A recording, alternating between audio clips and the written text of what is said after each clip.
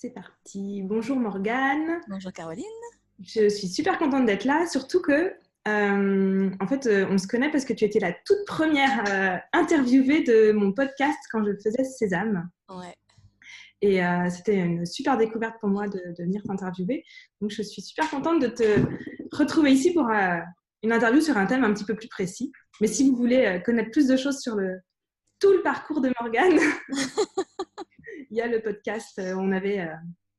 ouais, c'était ça, on avait revu en détail, non, mais on avait vu tout ton parcours de vie presque. Hein. Ouais. On avait ratissé large. Il y a 2 ans, quand je venais juste d'emménager.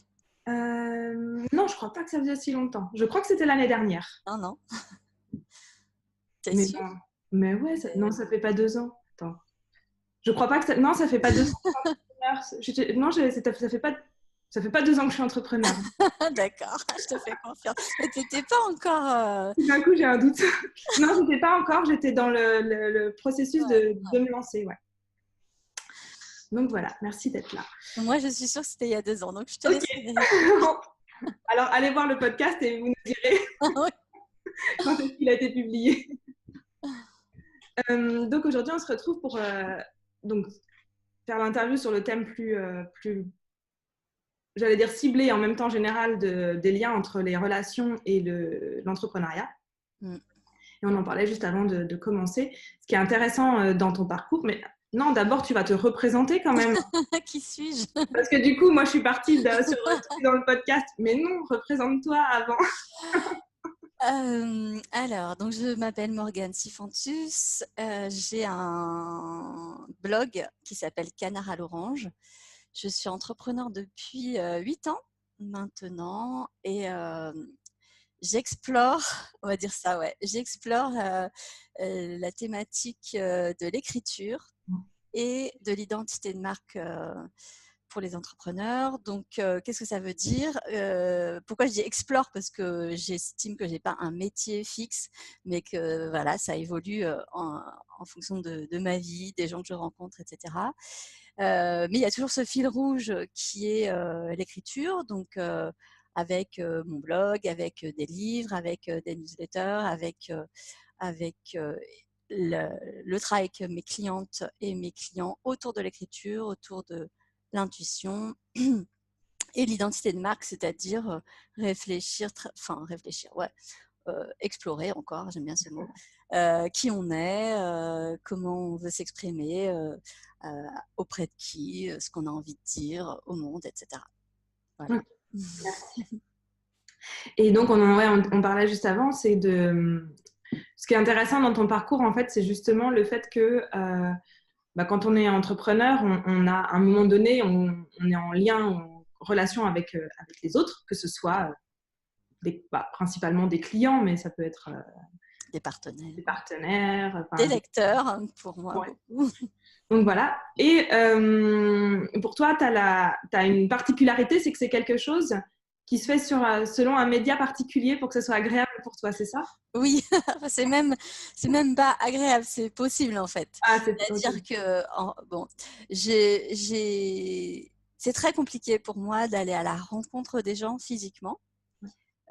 Pour donner un exemple qui, je pense, parlera à tout le monde, si je dois aller m'acheter des vêtements, pour la majorité des gens qui aiment ou pas le shopping, c'est facile de rentrer dans un magasin. Pour moi, c'est très compliqué. À tel point que je m'habille quand vraiment, littéralement, je n'ai plus rien dans mon armoire, mais je dis vraiment littéralement. Même aller à la boulangerie, que je connais, et tout, c'est compliqué. Est-ce que tu peux, parce que du coup, je connais pas, je sais pas, qu'est-ce que ça fait pour toi au niveau du ressenti? Comment est-ce que tu le vis? En fait, c'est dur, je sais pas comment te dire, mais c'est qu'est-ce que je ressens? C'est pas vraiment de la peur, parce que j'ai pas peur des gens. Enfin, tu vois, par exemple, je suis capable de faire. Je rigolais quand tu faisais ta story sur ton speech il y a quelques jours, parce que j'ai aucune peur d'aller faire un speech devant devant des gens, devant 500 personnes. Même, je pense, je pourrais faire le Stade de France. Ça ne me poserait aucun problème parce qu'en fait, il n'y a pas de relation. Enfin, il n'y a pas de relation directe. C'est moi qui fais face à. D'accord. En fait, ce qui est compliqué, c'est de rentrer en relation avec quelqu'un, donc lui demander quelque chose ou voilà, cette mise en relation particulière. Et j'ai ça, on va dire physiquement, et avec le téléphone aussi. J'ai beaucoup de mal. Enfin, le téléphone, je sais pas du tout comment le gérer parce que en plus, je vois pas la personne et je sais pas ce qui se passe pour elle au moment où je parle. Donc, par exemple, je sais pas quand répondre, je sais pas. Enfin, c'est compliqué. Bref. Okay. Donc, ça que j'ai depuis toujours hein, fait que pendant très longtemps, la vie était compliquée parce que, de fait, la vie humaine n'est faite que de rencontres, que d'interactions tout au long de l'enfance, de l'adolescence et de la vie d'adulte et salarié, d'autant plus quand tu es salarié. Et c'est une raison pour laquelle j'ai d'ailleurs, même si elle n'était pas conscientisée à ce moment-là, en tout cas, ça fait partie des raisons pour lesquelles j'ai quitté le salariat. Et en revanche, l'écriture, c'est naturel pour moi. C'est vraiment le truc qui vient sans que j'aie à y penser. J'ai pas besoin de réfléchir en fait pour écrire. Et pour le coup, je peux écrire à quelqu'un. Et quand je dis quelqu'un, ça peut être une personne ou pareil, plein de personnes. C'est très facile et très évident et je peux aller très loin dans ce que je raconte. Et par exemple, il m'est arrivé je me suis fait agresser quand j'étais ado et je l'ai dit à mes parents, mais pendant très très très longtemps, j'en parlais pas du tout. C'est pas que j'avais honte, mais j'arrivais pas à en parler. Il y avait très peu de personnes. Il y avait mon mari qui le savait, et puis je pense que c'est à peu près tout en fait. Et puis un jour, j'ai décidé de l'écrire. Je l'ai écrit et je l'ai publié sur mon blog. Donc c'est pas un blog professionnel. Enfin, j'étais rédactrice à l'époque et rédactrice web et c'était le genre de truc qui n'avait rien à voir a priori avec avec le schmilblick, mais c'était une nécessité pour moi et c'était ma façon en fait de parler au monde. C'est plus compliqué pour moi de parler par la parole et là je me suis dit en fait j'ai pas de limite, je peux écrire sur tout, ça me concerne pas. Donc ça a ouvert complètement en fait les vannes et complètement les possibilités. Il y avait tout était possible en fait. Et du coup, c'est quelque chose, cette façon de faire qui est plus facile par l'écrit, donc pour toi en physique. Est-ce que c'est quelque chose que tu as essayé de changer ou tu as adapté ton entreprise directement à ça? Alors, en fait, non, je n'ai pas essayé de le changer. Pourquoi ? Parce que j'ai l'esprit de contradiction, mais un esprit de contradiction de ouf. Et en fait, comme on a essayé, mais c'était pas par méchanceté, mais voilà, depuis que je suis enfant, comme je le dis dans Sésame, j'étais une enfant qui paraissait très timide parce que je ne parlais pas, parce que je restais, je me faisais très difficilement des amis, même si j'ai toujours eu des amis tout au long de ma vie, mais très peu et c'était souvent long et difficile, mais j'en ai eu. Mais par contre, ma passion, qui est toujours ma passion, c'est les livres. Et donc, pardon, j'étais tout le temps en train de lire, en fait, à partir du moment où j'ai su lire. Et toute ma vie, j'ai entendu « tu devrais aller vers les autres, tu devrais parler aux autres ». Quand j'étais salariée, c'était « tu devrais manger avec telle personne, tu devrais venir au machin, aux soirées, tu devrais venir aux soirées. Tu devrais ». Et moi, je disais « mais pourquoi en fait ?» Je ne voyais pas l'intérêt. En fait, c'est ça. C'est que je pense que quand tu es timide et que quand c'est juste une difficulté, tu aimerais bien. Donc, tu vois, tu essayes. Mais moi, en fait, je m'en fichais, quoi. J'avais ma vie, elle était super avec mes bouquins, avec mes quelques amis avec qui c'était top. Et même si parfois je me demandais ce que ça pouvait faire d'aller en soirée, ou ce que ça pouvait faire d'être invité tout le temps, ou ce que ça pouvait faire d'aller au café avec son groupe d'amis, en fait, ça ne me manquait pas particulièrement. Donc, toute ma vie, on m'a dit de faire autrement. Et toute ma vie, je me suis dit, pourquoi en fait ? Je ne vois pas ce que ça va m'apporter. Et donc, quand j'ai décidé de quitter le salariat, en fait, je n'ai pas décidé de créer une entreprise. J'ai décidé de quitter le salariat parce que je sentais que j'étais au bord de la mort intellectuelle vraiment intense parce que voilà, je cumule, en fait, je suis Asperger et haut potentiel intellectuel. Donc, je cumule plein de choses qui font que le monde de l'entreprise était vraiment pas du tout adapté à moi. Et, et donc, quand j'ai décidé de quitter le salariat, qu'est-ce que j'ai fait? Je me suis dit, qu'est-ce que je sais faire? Qu'est-ce que je vais faire hyper facilement, avec plaisir, etc. et que je peux vendre. En fait, je me suis rendu compte hier en lisant un autre bouquin que c'était le truc à la mode en ce moment qui est l'ikigai. Ouais. Oui, tu as raison, ouais, c'est ça. Tu aimes, les gens ont le besoin, etc. Enfin, et moi, je l'ai fait en fait spontanément. Ouais. Et tac, tac, tac, écriture. Voilà. Ouais. Et donc, à partir de là, je me suis renseignée et j'ai créé mon entreprise autour de l'écriture. Mais du coup, comme je l'ai créé autour de l'écriture, qui est mon médium, je ne me suis pas posé la question. Je ne me suis pas dit, je vais prendre mon téléphone ou je vais aller faire la tournée des réseaux, même si je l'ai fait un petit peu. Mais naturellement, tout de suite, le premier truc que j'ai fait, c'est ouvrir un blog et découvrir Facebook aussi. Donc, deux médias d'écriture. Et en fait, comme j'y étais tout de suite bien, et d'un côté et de l'autre, et tout de suite, j'ai rencontré des gens par ces médias, et que les choses se sont enclenchées, à aucun moment ensuite, je me suis dit que je ferais autrement, puisque tout, après, s'est mis en route tranquillement, naturellement, et pour moi, de façon très facile. À tel point que maintenant, quand je parle de mes difficultés sociales, il y a plein de gens qui disent « Ah bon, mais ça se voit pas ?» Ben non, puisque j'utilise ma manière à moi, naturelle, de faire, et très peu l'autre. Ouais. Ok, ouais, c'est intéressant. Et du coup, donc, même dans ta façon d'accompagner tes clients et tout ça, tu restes avec l'écriture. Ah ouais, complètement. C'est-à-dire que là aussi, c'est un cheminement. J'ai commencé en tant qu'écrivain public, donc là, il fallait rencontrer les gens. Et c'était pas désagréable, hein. Je suis pas misanthrope, je déteste pas les personnes, mais c'est très énergivore en fait. D'ailleurs, je donne des cours, etc. Mais je sais que quand je donne un cours ou quand je fais une formation, je sais qu'il va me falloir plusieurs journées derrière pour m'en remettre. Moi, c'est pas par rapport aux gens à qui je fais ça. Donc, j'ai commencé avec des rencontres. Très rapidement, j'ai arrêté. Je suis devenue rédactrice web. Donc, c'est déjà un métier où on a peu de relations physiques avec les gens parce que ça se fait par mail, éventuellement un peu par téléphone, mais pas énormément. Et puis après, j'ai arrêté. Et là, je suis vraiment passée dans ce que je voulais faire, c'est-à-dire de l'accompagnement d'entrepreneurs.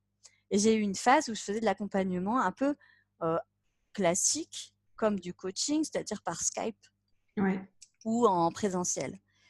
Et en fait, je me suis rendu compte que ça marchait, mais que j'étais épuisée. C'est-à-dire, à la fin de chaque Skype, j'étais fatiguée, j'avais l'impression d'avoir été nulle. À la fin de chaque journée, j'étais épuisée, j'avais l'impression d'avoir été nulle. Et en fait, mes clients me disaient non, ça va très bien, c'était très bien. Mais c'est frustrant de faire quelque chose, d'avoir l'impression de ne pas avoir bien travaillé. Donc, je me suis dit, c'est bizarre. Et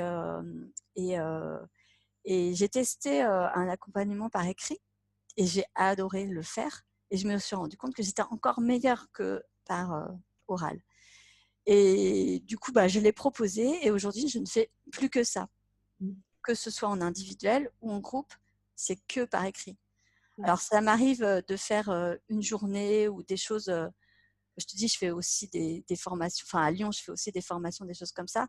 Et c'est très ponctuel, donc du coup, je le gère sans aucun problème. Ou alors, si c'est une journée, c'est vraiment quelqu'un.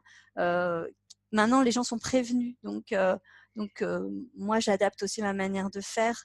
Voilà, je sais que ça sera forcément différent des personnes qui sont neurotypiques. Donc, Mais c'est intéressant parce que du coup, c'est plus toi tu es capable de savoir ce qui te convient et plus ça va fonctionner. Et donc, même tu dis, meilleur tu es en fait en utilisant. Oui, et puis en plus, ce dont je me rends compte aujourd'hui, c'est que la majorité de mes clientes sont atypiques. Oui, alors ça. Donc, tink. T'as même pas besoin de l'écrire sur ton site, ça vient tout seul. Donc voilà, c'est quand tu as là, vraiment, je pense, dans mon ikigai ultime, Ouais. tu vois, où ce besoin-là, il est très peu comblé, ce qui est logique, hein, parce qu'on n'est pas beaucoup.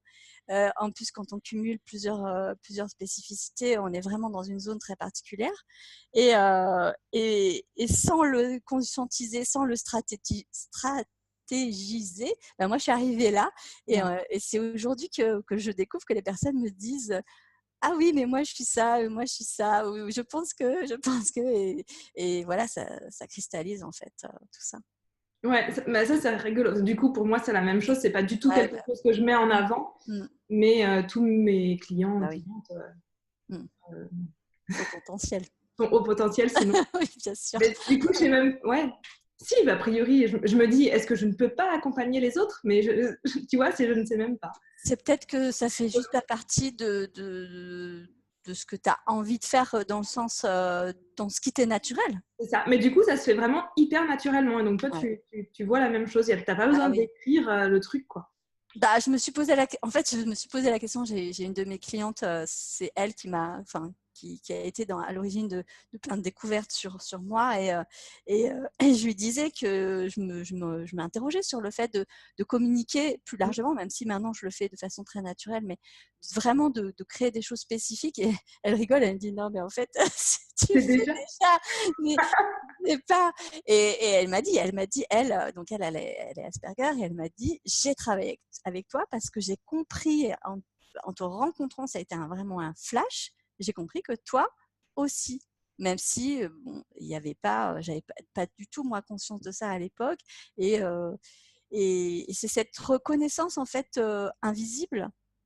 Et je pense qu'il existe pour tout le monde, c'est-à-dire qu'on a tous des gens qu'on reconnaît sans savoir pourquoi, et après on comprend pourquoi, qui fait qu'il se passe quelque chose de particulier sans forcément aller jusqu'à les thématiques d'âme sœur, etc. Hein, mais juste on est c'est Ouais. la bonne rencontre, voilà, cette idée de bonne rencontre. Et du coup, est-ce que ou je sais pas, par rapport justement, là, tu parles d'une cliente qui a vraiment les mêmes spécificités que toi.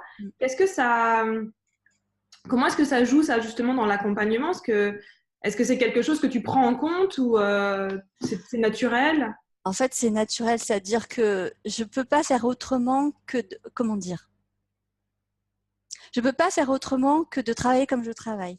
Je sais pas si c'est clair, mais Pour moi, ça euh, l'est. euh, en fait, comment dire, euh, je peux pas faire autrement qu'être moi. Oui, c'est ça. Aujourd'hui, je pense que c'est quelque chose qui a été qui a été toute ma vie là, mais qui était caché par le fait que je ne me connaissais pas bien, que je ne me comprenais pas bien, et surtout que je ne comprenais absolument pas le monde extérieur. Donc du coup, j'étais un peu en errance. Et aujourd'hui, je me connais plutôt pas mal. Je comprends beaucoup mieux le monde. Le fait de me comprendre fait que je comprends mieux le monde, même si il m'est toujours éloigné, en fait, on va dire. Et du coup, je peux pas faire autrement. C'est-à-dire que non, mais je peux pas. Donc, j'ai même pas besoin de poser la question ou ça vient tout seul, quoi. Dès que les gens commencent à écrire, je sens si. Alors, ils sont pas tous, hein, et pas tous. Enfin, on est tous différents et on a tous des personnalités et des vies différentes. Mais je vois bien les endroits où, en fait, dans ma manière d'accompagner, elle est. J'ai regardé hier l'interview que tu as fait de. Alors, je suis désolée, j'ai un gros problème avec les prénoms, etc. La personne qui s'occupait des relations toxiques, je sais plus comment. Tévi. Ovi, c'est ça? Tévi. Evie, pardon. Pardon, Tévi. Elle disait que dans son accompagnement, elle parlait de son expérience et voilà. Et en fait, ça, c'est quelque chose j'ai beaucoup raisonné quand je l'ai entendu parce que moi, je travaille comme ça, c'est-à-dire que mon travail, c'est de faire en sorte que les personnes s'expriment au maximum, c'est-à-dire libèrent un maximum de choses. Mais par contre, j'hésite pas du tout à prendre de mon expérience ou évidemment de ce que je ressens pour les faire sortir encore plus, Ouais. elles ont besoin de sortir. Donc c'est un fil, hein. Clairement c'est un fil, et je pense que c'est ce qu'elle disait aussi. Mais voilà, pareil, je peux pas faire autrement en fait. Non, je peux pas. D'ailleurs, j'ai beaucoup de difficultés à comprendre. Je comprends toujours intellectuellement, mais j'ai beaucoup de difficultés à comprendre les fonctionnements de thérapie, de psychiatrie, psychanalyse, etc. Parce que j'ai l'impression de voir les scripts en fait. Ouais. Et du coup, je dis mais pourquoi? Raconte-moi juste ta vie en fait. Dis-moi que toi aussi tu es triste. Tu vois, j'ai toujours envie de dire aux gens, mais t'es une personne, parle-moi comme une personne. En fait. Ouais. Et voilà, moi je dis ça, en fait, on est deux personnes qui se rencontreront et à ce moment-là, moi je peux faire quelque chose pour cette personne-là. En fait, ce que je trouve super dans ce que tu viens de dire, c'est que, en fait, c'est que tu peux pas faire autrement que d'être toi. Là, je trouve ça génial parce que, alors moi, pour avoir vécu, et parce que je sais qu'il y a d'autres personnes qui le vivent, c'est d'avoir été vraiment rentré dans le moule et à faire semblant d'être bien dans le moule. Le jour où on est capable de faire autrement et d'être seulement 100% soi-même, c'est juste tellement cool. En fait, c'est surtout que c'est reposant. Ouais. Je crois que c'est ça, c'est que quand tu as vraiment des difficultés, quand tu es neuroatypique, d'une manière ou d'une autre, ça te fatigue. Ouais. Donc, du coup, à un moment donné, soit tu vas jusqu'au burn-out, qu'on voit quand même, hein. Ah oui, voilà. Soit tu as une personnalité comme la mienne qui fait qu'il était hors de question que je me mette en danger. Donc, en fait, c'est comme si, à un moment donné, j'ai l'impression que quand j'étais toute petite, j'ai décidé que, tu vois, c'est comme si, à un moment donné, on m'avait dit, est-ce que c'est toi qui as un problème ou est-ce que c'est les autres? Et c'est comme si, toute petite, j'avais décidé que c'était les autres qui avaient un problème et qu'il était hors de question que ce soit moi. C'est génial. Alors, ce qui ne veut pas dire que je ne suis pas rentrée dans des moules, etc. Hein. Franchement, je l'ai fait. Enfin, quand je le dis, on a peut-être l'impression que c'est la fille rebelle et tout. Non, pas du tout. De l'extérieur, d'ailleurs, j'ai eu un parcours de petite fille sage et tout, mignonne, travaillant très bien à l'école, danseuse classique. Enfin, t'imagines, la petite blonde aux yeux bleus, nickel. Merveilleuse, BCBG, tout ça. Mais à l'intérieur, c'était mais pourquoi? Sauf que, en fait, par exemple, pour l'école, parce que souvent on a ces images d'enfants, je vais parler surtout pour les hauts potentiels, il y a beaucoup de choses sur la souffrance des hauts potentiels, sur les difficultés et tout. Et moi, j'ai jamais souffert d'être haut potentiel, mais jamais. C'est-à-dire que pour moi, ça a toujours été, je l'ai toujours su d'abord, ça n'a jamais été une révélation dans ma vie.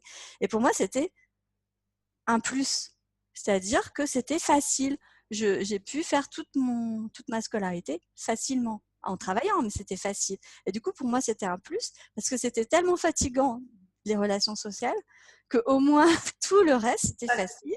Et du coup, ça me permettait d'être facile dans la société, parce que quand tu réussis à l'école, personne t'embête. Personne ne m'a jamais embêtée, en fait, parce que tout allait bien. Je ne sais plus du tout pourquoi je raconte tout ça. Pas grave. Mais oui, c'est fatigant en fait de ne pas être soi. Et je crois que c'est ça qui m'a sauvée parce que voilà, je sais pas quoi dire, mais je voulais rebondir sur le fait que tu disais tu comprends pas genre les thérapies qui sont très protocolaires, c'est ça? Ouais. Voilà.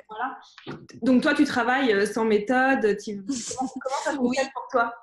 Alors en fait, en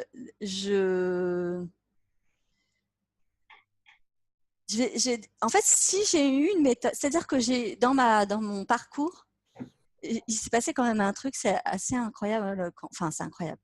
J'ai fait une formation scientifique, des études scientifiques, et quand mon premier job, je suis devenue journaliste. Et donc, j'ai fait aussi une formation de journaliste. C'est quand même, voilà, génial d'avoir pu mettre les deux ensemble et de faire que l'écriture, qui était déjà là à titre personnel, est devenue mon métier. Et donc, j'ai appris la technique de l'écriture. J'ai appris, j'avais déjà un talent et j'avais un truc naturel, mais j'ai quand même appris plein de choses sur l'utilisation des mots, la manière de construire, une accroche, une chute, un texte, une relance, enfin tout ça. C'était naturel pour moi, Mais le naturel, si tu le cadres pas, il s'exprime pas. Donc en fait, ça m'a permis d'exprimer quelque chose, mon talent en fait. Voilà. Ouais. J'ai pu l'exprimer un peu comme un peintre qui en apprenant la technique, va exprimer pleinement son talent. Et je ne sais plus quelle était ta question. Ma question, c'est en fait, quand tu es dans l'accompagnement de quelqu'un, est-ce que c'est méthodologique pour toi? Voilà. Donc après, quand je me suis installée comme entrepreneur, je me suis dit que j'allais faire pareil. C'est-à-dire que j'ai appris la technique autour des métiers de l'écriture. Donc j'ai appris la rédaction web, j'ai appris le référencement. Ensuite, je me suis intéressée au coaching. Alors je n'ai pas fait une école de coaching, mais j'apprends par... je pense que c'est un peu ce que la PNL fait faire, même si je suis très... la PNL ne me parle pas du tout parce que justement c'est trop intellectuel et pas assez... bon. Mais je pense que c'est ce que j'ai fait en fait par observation de plein de gens. En fait, à chaque fois, je me dis tiens, il fait ça, ça, ça, il se passe ça. Ça m'intéresse, je prends, je le mets à mon truc. Ça, non, ça m'intéresse pas. Et en fait, j'ai pris plein d'outils de plein de gens. J'ai mis dans ma marmite, j'ai fait tac, tac, tac, tac, tac, et j'ai fait mes potions à moi. Et puis, en fait, j'ai le talent aussi, on va dire, de piquer les idées chez les autres de manière très large. C'est-à-dire que tout m'inspire, en fait. Je donne souvent comme exemple parce que mes clients, quand ils travaillent sur leur identité, ils me disent ouais, je voudrais communiquer si je sais pas si quelqu'un qui est je sais pas coach, tiens, on va dire, je regarde les autres coachs ce qu'ils font et je leur dis non, tu arrêtes tout de suite de regarder ce que font les autres coachs. Tu vas voir si tu es passionné. Moi, je suis passionnée de tatouage. Va voir ce que font les tatoueurs comme communication, par exemple. Parce que si tu piques leurs idées de communication, ils n'en ont rien à faire, en fait. Ils ne te connaissent pas. Et donc, je fais ça, ou je fais ça aussi dans le monde scientifique. J'aime bien voir comment les scientifiques communiquent, comment la vulgarisation scientifique, comment ça se passe. En fait, je trouve que c'est ça qui est intéressant. Ou ce qui me passionne aussi, c'est l'écologie, mais au sens de la science des milieux, en fait.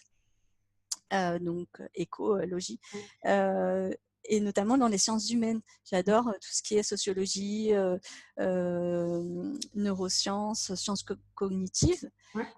On apprend plein de choses et ça donne plein d'idées en fait pour comment on travaille. Et après, j'ai pas de méthode, c'est-à-dire que j'ai ma première question qui est toujours la même, et après, en fonction des réponses, ça se déroule tout seul.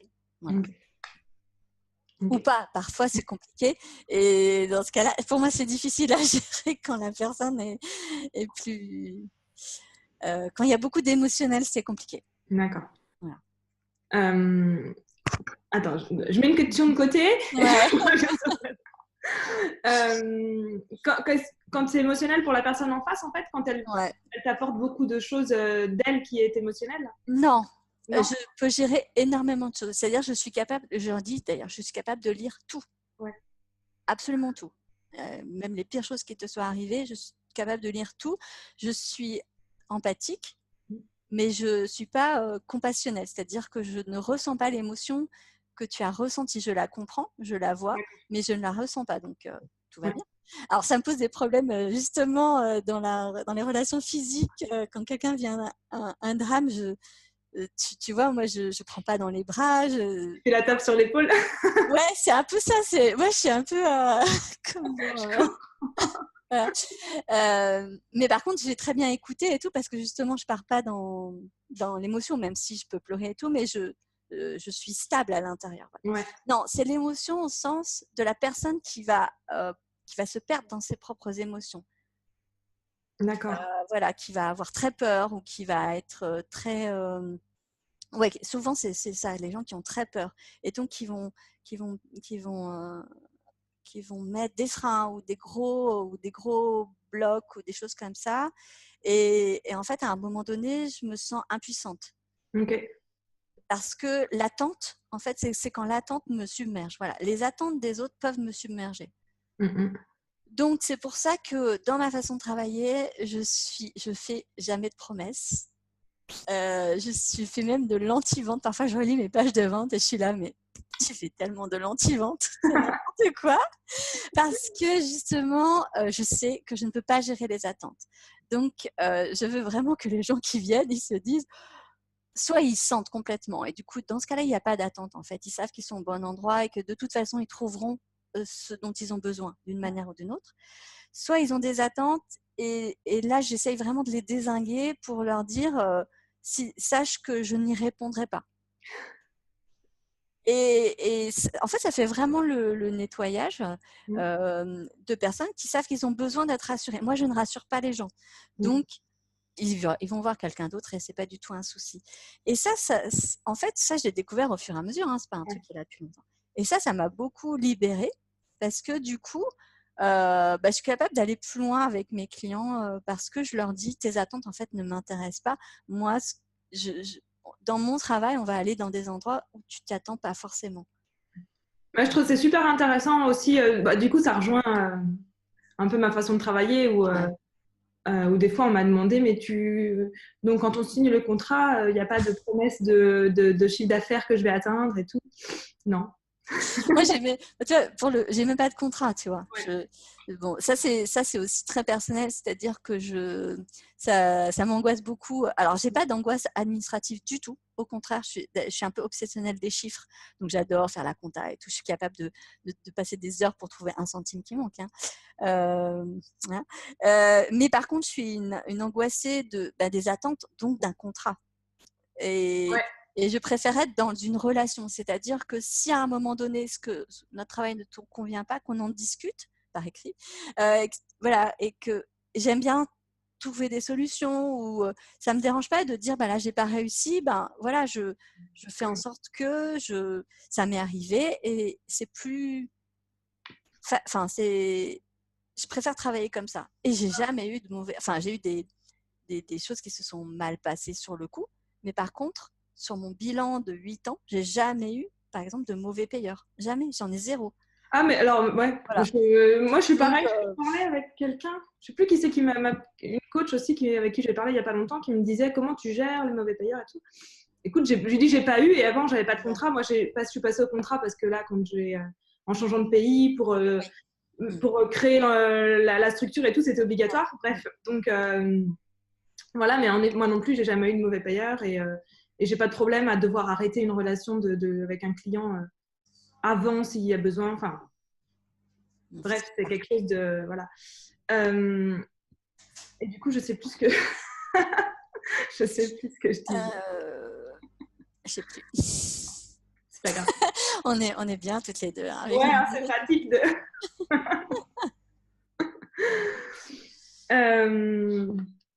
Et j'avais mis une question de côté, mais non, elle va pas revenir. Bah non. Bon, bah c'est pas grave. C'est comme ça. Je sais plus ce que je racontais tout à l'heure. C'est la minute. Parfois, on a besoin de faire un temps de silence pour. Oui, pour savoir où on était. Donc, c'était la minute de silence sur l'interview. Non, en fait, à la base, on parlait de la partie émotionnelle en fait dans l'accompagnement. Oui. Et je trouvais ça intéressant justement que tu disais. Et après, on a dérivé sur les attentes. Et donc, le fait de ne pas avoir d'attente. D'ailleurs, ce truc-là, à certains moments, ça a failli me faire arrêter. Enfin, failli me faire arrêter. En tout cas, c'est des moments où je me suis dit que j'allais arrêter. Ouais. Mais pas dans le sens arrêter pour de vrai, tu vois. C'est un petit peu l'arrêt de l'entrepreneur. En fait, c'est ces moments où tu dis que tu arrêtes, mais simplement pour faire une pause et pour switcher sur autre chose. Et c'est ça qui m'a fait aller dans un nouveau système de travail pour moi qui était, je voulais toucher du monde tout en étant avec le moins de contacts possible. Et c'est là que j'ai développé les ateliers en ligne, en fait. De pouvoir être complètement dans quelque chose de très, enfin, humain, on est tous des humains, mais de très intime, parce que je me livre beaucoup dans ces ateliers-là, et en même temps intime avec plein de gens, mais une seule personne à la fois.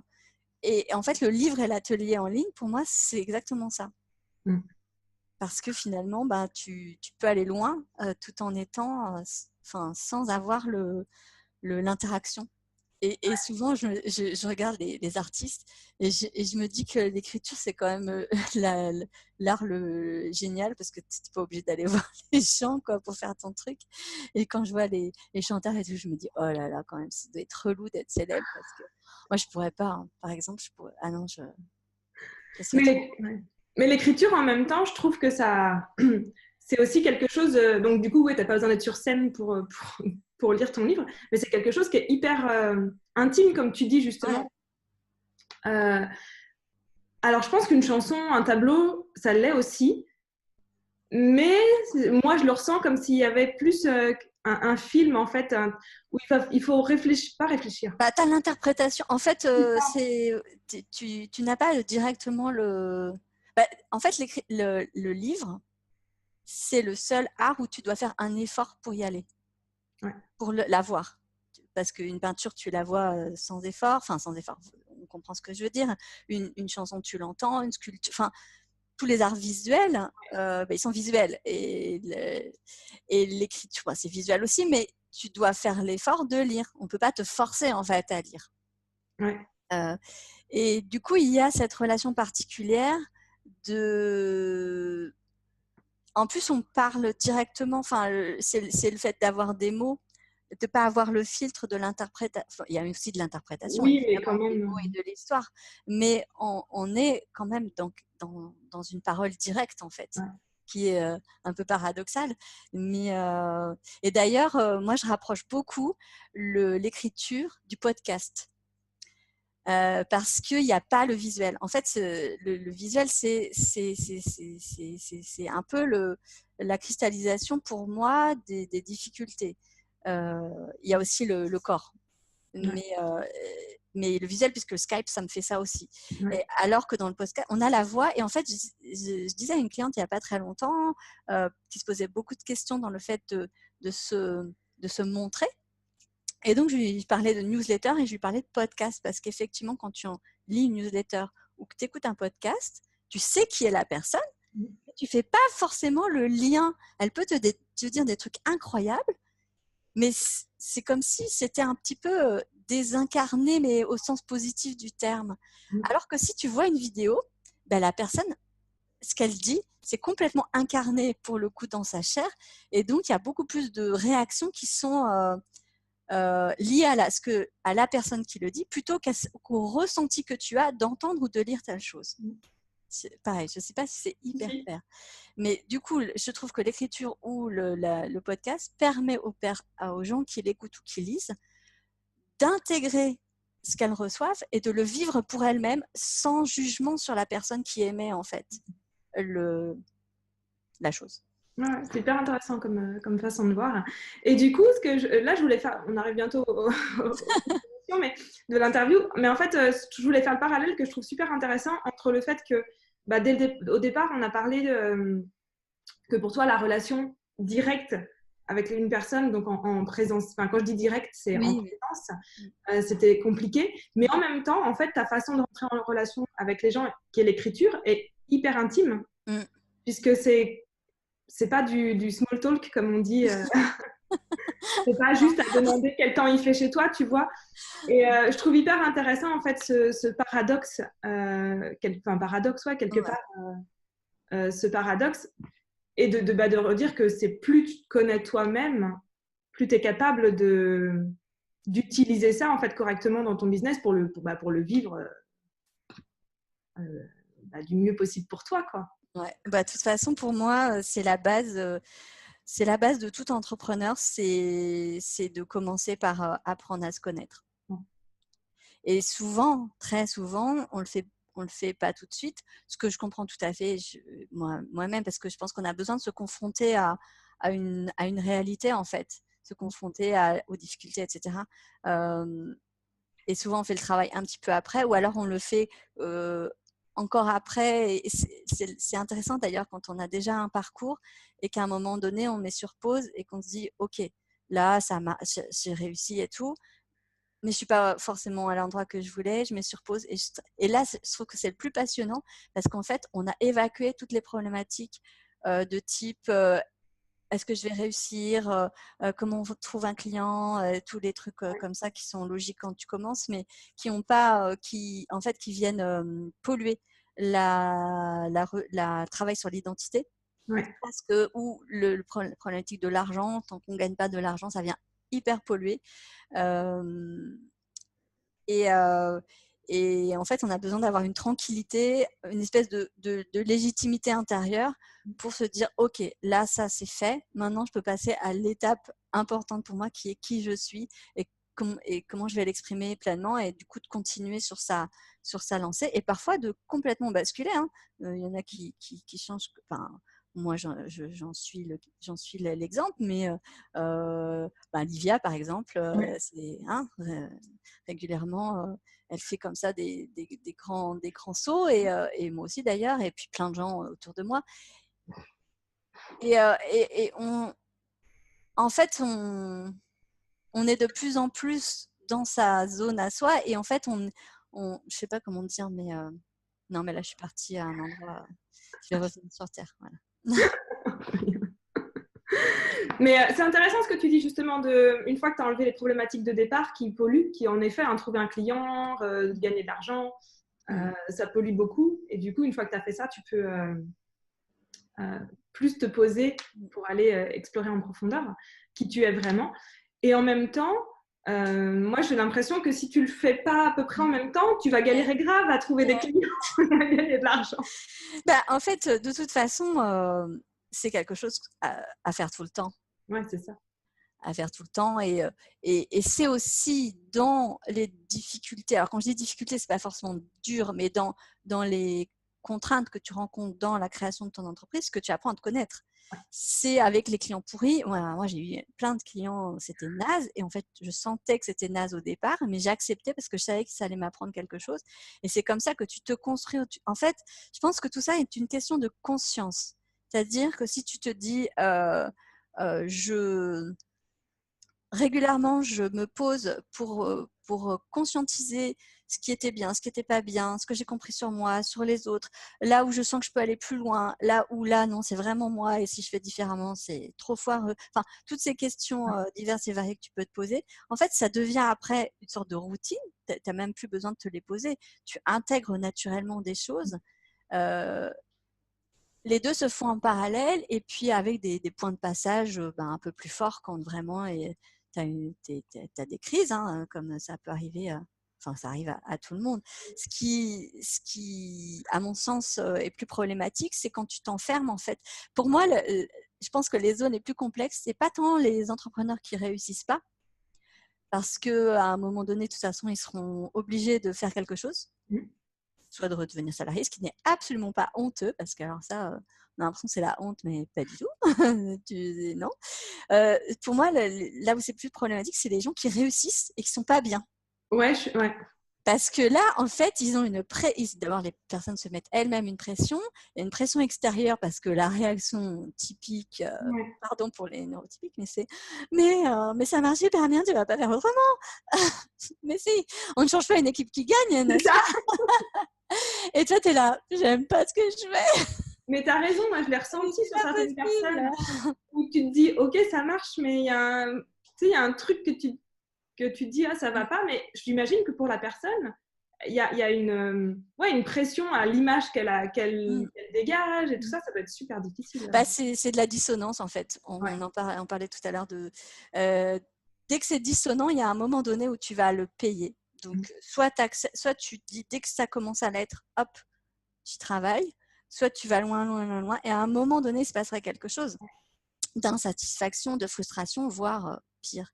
Et moi, ce que je pense, et là aussi, c'est pas par je suis meilleure que les autres, mais je pense tout simplement parce que c'est moins fatigant, c'est beaucoup plus simple d'être, de faire et de dire ce qu'on est. Ouais. Et vraiment, c'est pas pour faire bien ou quoi, c'est juste que c'est tellement plus simple et reposant. Ma dernière question, je pense que c'est un petit peu tout ce qu'on a dit tout le long, mais peut-être que tu peux le dire autrement. C'est quel serait ton message aujourd'hui que tu aurais envie de transmettre, de dire aux gens qui nous regardent? Si tu avais un message à transmettre, ce serait quoi? J'aime pas ces questions. C'est trop large. Ouais, je sais pas. Ouais, si je dirais arrêtez de vous faire chier. Non, mais c'est vrai, franchement, je pense qu'on peut. Je suis pas du tout. Enfin, moi, je dis souvent, je suis une vraie paresseuse. C'est-à-dire que je j'aime pas me fatiguer pour rien. J'aime pas utiliser mon temps pour des choses qui n'ont pas de sens pour moi. Donc, ben, je vais là où ça me demande pas d'effort dans le sens fatigue. Et voilà, et ça peut vouloir dire écrire un livre, et c'est super dur d'écrire un livre, et ça demande beaucoup d'efforts. Par contre, c'est pas fatigant. Enfin, c'est pas pour moi, c'est pas, ça me donne de l'énergie. Voilà, allez là où vous recevez de l'énergie et limitez là où ça vous en prend. Ouais. Sans vous dire que vous êtes bizarre, vivez des bizarres, et sans vous dire que dans la société, on dit qu'on a de l'énergie en faisant ça. Non. Qu'est-ce qui vous, spécifiquement, vous en donne et vous en prend, et je pense que ça, c'est une clé, en fait. Ouais. Et après, tu peux tout décliner dans ta vie. Bon, peut-être que tu vas te retrouver à virer ton mec ou voilà, parce que j'ai aussi la fâcheuse tendance à faire que mes clients quittent leur associé conjoint, mais bon, voilà, c'est un problème, mais en fait, c'est pas un problème. Mais vraiment, voilà, qu'est-ce qui vous en prend et qu'est-ce qui vous en donne? Ouais, c'est vraiment une clé super intéressante, je trouve, vraiment de s'observer au quotidien là-dessus et de savoir. Parce que, par exemple, moi, quand je coach, si je ressors il ne faut pas que je coach à 20h le soir, sinon je ne vais pas dormir. Ah, bah, Parce que moi, ça me donne une énergie de ouf de coacher. Parce que je suis dans mon truc, tu vois, quand je fais ça. ouais. Et alors que j'ai croisé énormément de gens, des thérapeutes, qui me disent à chaque fois que j'ai une séance, après, je suis crevée. Ouais. Bah, pose-toi la question, en fait, de Ouais. qu'est-ce qui te donne de l'énergie ou pas, Ouais, ou comment tu travailles. ou comment tu le fais et tout ça. Et voilà, moi, j'ai arrêté de prendre des séances le soir, je le faisais de temps en temps avant, avec des clients. Mais ouais, Ouais. Moi, tu vois, cette semaine, j'ai 3 rendez-vous. Alors, quand je dis rendez-vous, ben, j'ai cette interview. Non, j'en ai 4. J'ai un déj aujourd'hui, un déj demain, une interview vendredi. C'est trop. Ouais. Mais bon, c'est pas grave. J'aurai une semaine où j'aurai rien du tout. Mais ce qui peut paraître vraiment rien pour quelqu'un qui est voilà, qui va s'énergiser de relations, pour moi, c'est trop. Et par exemple, partir aussi. J'adore voyager. Mais il est hors de question que je voyage. Quand je dis voyage, c'est sortir de Lyon plus d'une fois par mois, et encore peut-être plus d'une fois par trimestre. Mais quand je le fais, j'adore le faire. C'est ça aussi, c'est que les gens, ils ont l'impression que quand je dis que je sors, d'abord je sors tous les jours, mais quand je dis que par exemple, je vais à mon bureau une fois par semaine, pas très longtemps, et j'aime le faire en fait. J'aime voir des gens, mais juste, faut pas que ça dure trop longtemps. Voilà, c'est ça. Oui, c'est pas non plus genre tu dois rester toute ta vie Non, cloîtrée. je suis pas phobique et j'ai pas d'anxiété sociale, ce qui peut être le cas, hein. Moi, j'en ai pas du tout. C'est juste que j'ai un besoin et un goût très fort d'être seule pendant 7-8 heures chez moi, de parler à personne pendant plusieurs jours, aucun problème. Voilà. Ouais. Ok. Donc, on en revient toujours à observez-vous et regardez comment vous fonctionnez, parce qu'en fait, toutes les manières de fonctionner sont Oui. justes. En fait, il n'y en a pas une qui va être meilleure que l'autre. Ouais. Simplement de le faire pour soi. Et ce qui marche avec l'un ne marche pas forcément avec l'autre. Clairement. Et vice-versa. Merci beaucoup, Morgane. Merci à toi. Et attends, t'en vas pas comme ça. Pour les autres vidéos, il suffit de t'abonner à la chaîne par là ou par là ou par là. Tu vas trouver. Je te fais confiance et on se voit très vite pour les prochaines interviews. Salut!